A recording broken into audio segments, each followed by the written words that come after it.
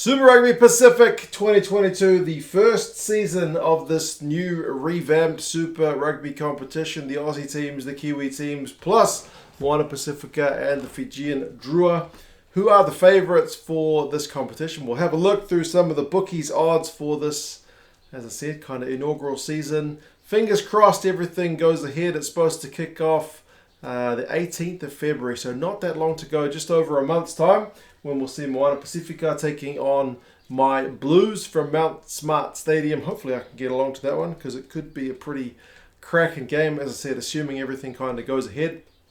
But yeah, we'll have a look at the bookmakers' odds.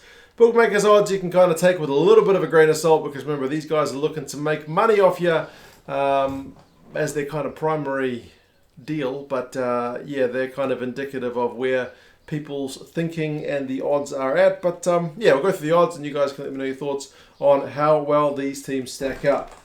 Coming in with 0.5% chance, or paying $151, as in you put $1 down, it happens, and you get $150 plus your $1 back, is the Fijian Drua. Now, I don't really agree with this one. Now, to be fair, I don't know a heck of a lot about the Fijian Druan side. When I look at the names on the team sheet, there's a fair few new ones for me. But if there's one thing I will kind of back, it's the depth in Fijian rugby. When the Drua came in a different form in the in ASI, I was going to say NPC, the Aussie competition, domestic competition, they did really well. And a fair few guys went from that team to sign on for clubs around the world, and they some of them ended up representing Fiji. So I back the depth of Fijian rugby to put in a competitive team. I know it's a bunch of guys coming together for that first season, but they are going to be playing the Aussie teams, and with all due respect, the Aussie conference is probably not going to be as strong as the Kiwi one. So the Fijian Drua, I don't think they're going to win the thing, but I also don't think they're going to be the bottom team on the log. Time will tell, but there you go. 0.8%, or paying $101, are the Waratahs. Now, the Waratahs had a pretty tough time of it last year. They just didn't get good results at all. They kind of got beaten, pretty well beaten a fair few times. They have got a new coaching setup. Remember, the coach of the Giltinis from the MLR won that trophy, and then he's come back to Australia to coach the side.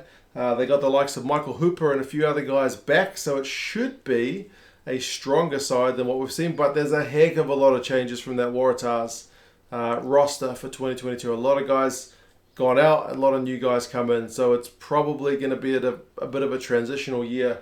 So maybe the Waratahs being down towards the bottom is fair, but we will see. Speaking of new coaches, the Rebels, who are on 1.6%, have also got a new coach, but the Force are also at 1.6% as well. The Force are a bit more stable. I think the Force are seemingly going about the whole thing of, you just pick up a few players to add to the existing roster, just improve on what you've got, keep the core squad and make improvements where you can. Whereas the Rebels, as I said, a change at the top, so likely a bit of a transitional time with Dave Vessels having left as well. So both of those teams at 1.6%. Personally, I reckon the Force will finish above the Rebels, but predictions, as I said, kind of worth a bit of a grain of salt.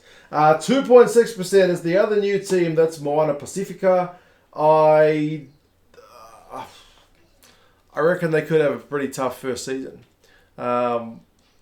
That New Zealand conference is pretty tough, and a fair few guys are going to have to step up to this new level for them, and a few guys are a bit long on the tooth. Experience, they might be able to put in a bit of a cracking shift. I just feel like that first season's going to be tough. I back the project long term, but I think it might take a while to get things to gel. I'll be happy to be proven wrong. But I do agree that the Moana Pasifika side will be the bottom of the teams based in New Zealand. That is just how I feel it's going to go. But obviously, I've got their jersey hanging on my shelf there, because I wish these guys absolutely all the best. Other teams, we got 5.5%. So Moana Pasifika is paying $31. The Force and Rebels 51, paying $15. 5.5%. It's the Brumbies and it's the Highlanders. Brumbies, it's the last year with Dan McKellar. as coach. So he'll want to kind of get something out of his team. And I think they're also, they've lost a few players, but they're also kind of looking to continue 2022 from where they left off in 2021, which was a bit of a mixed season. They couldn't quite hang on to the AU stranglehold they've had, but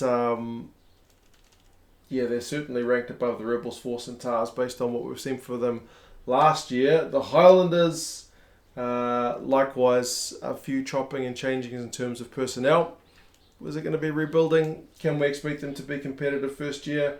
With the players they've got, no reason they can't, but I think there's a reason the bookies have got them where they are. Other teams, we've got paying $12, 6.8% is the top Aussie team in the Reds. Now, what is encouraging about the Reds, if you saw the Super Rugby transfers video, was how few players are coming and going. It's a very stable squad in 2022 for the Reds. Same coach, very much similar playing staff. Tends to bode pretty well. It's what the Crusaders have done year in, year out. I've done the Super Rugby transfer videos for years, and while other teams would kind of try to sign players to get their way up the table, the Crusaders would just bring players through their system. They don't need to sign guys who don't know the way that they're expected to play.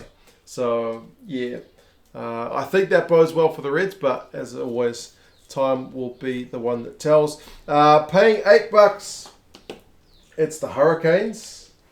Hurricanes didn't have their best year last year as well. Not convinced that the Hurricanes will be the fourth best team in Super Rugby, but as always, happy to be proven wrong. Can the Highlanders finish above the Hurricanes? Maybe. But they got TJ Perenara back. They've made a few signings. They've lost a few players as well. They got a few experienced guys coming back from Europe, so we'll see how well they settle in. Top three, you've got your Chiefs, 14.8%, so paying $5.5. Chiefs, remember, Gats was supposed to be back as coach, but he's now going to be back as the director of rugby, so slightly more hands off, more kind of big picture stuff from Gatland. So maybe that bodes well, because when he was coach, things didn't kind of go that well. Things went a wee bit better last year. And maybe Gats with that kind of overall hand steering things rather than being the direct, interacting with the players in terms of their everyday coaching stuff. Maybe that's going to help. No DMAC this year, but they've still got a side which looks pretty chock full of talent. A fair few young guys, young All Blacks or fringe players on the verge of being All Blacks, especially in the forwards. So they could look pretty tidy. Second, it's my Blues. I'm very much not used to seeing my Blues up this high. 20.4%. Pay them $4. Remember, they won the Super Rugby Trans-Tasman Trophy towards the end of last year. It was a bit of a weird competition, that one. The New Zealand side's absolutely dominated, and it was interrupted with a wee bit of COVID stuff, but the Blues managed to win that one. So they still haven't beaten the Crusaders in a very long time, which is a concern if you're going to win a title. But yeah, the Blues right up there. They've lost a few guys, but they've made some good signings as well. And lastly, probably a surprise to absolutely no one, $2.75, 29.7%. It's the Crusaders. Razor is still in charge. Still very much a similar squad to what we saw last year. There's been a few guys leave, maybe a few more than normal. Some of the guys who realise they're not going to be making the All Blacks, or even they'll be fighting for positions within the Crusaders squad itself. Pablo Matera is obviously a pretty bloody good signing, but yeah, Crusaders are always going to be the favourites, at least as long as Razor is in charge and they've got the squad they do. They keep bringing through future All Blacks seemingly, so yeah, we'll see how things go. You guys let me know what you reckon. As I said, my strongest feelings on this one is I don't think the Drua come last. I could be dead wrong, but I don't see that. I do agree Moana Pasifika is probably the lowest ranked team based in New Zealand. It's always harder for the new teams to kind of get that structure together. I think the Force are maybe a bit hard done by. Highlanders maybe a little low. Hurricanes maybe a little high. And the Reds, if you are going to pick an Aussie team to kind of do something, maybe it needs to be them, because I'm sure they'll be pretty disappointed with how they went in Trans-Tasman last year. But anyway, you guys let me know your thoughts. How do you reckon these teams are stacking up? Do you reckon the bookies have rightly got the Crusaders as the future champs, or do you see anyone knocking them off that top spot? But yeah, you guys let me know what you reckon. Very much looking forward to the season. It's not too far away now, as I said, just over a month. But yeah, you guys take care, and I'll talk to you guys again soon. See you later.